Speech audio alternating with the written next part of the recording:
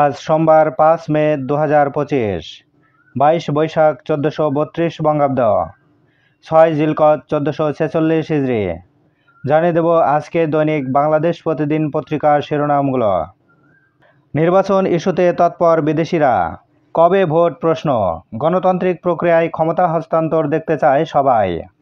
শাপলা চত্বরে হত্যার সেই 5 মে আজ, বিচার দাবিতে সরব হচ্ছে হেফাজত। অভ্যর্থনা জানাবেন নেতাকর্মীরা, খালেদা জিয়া কাল ঢাকায় পৌঁছাবেন। রণপ্রস্তুতিতে ভারত পাকিস্তান, ট্যাঙ্কের উপর দাঁড়িয়ে যুদ্ধের হুঁশিয়ারি পাকিস্তান সেনাপ্রধানের।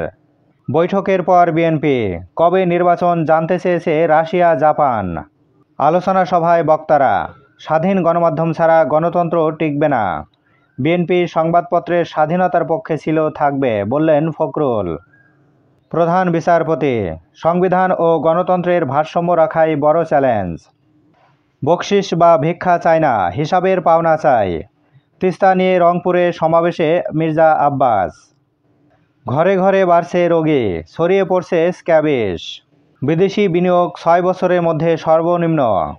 ঐক্য কমিশনের সঙ্গে বৈঠক, 4 বছরের সংসদ চায় না 12 দলীয় জোট। 2 এপিএস-পিওর বিরুদ্ধে দুদকের অনুসন্ধান শুরু। মাতারবাড়ি ও মোংলা হবে শিপিং হাব। উন্নয়ন বাজেট বাড়ছে 2 সমুদ্র বন্দরের।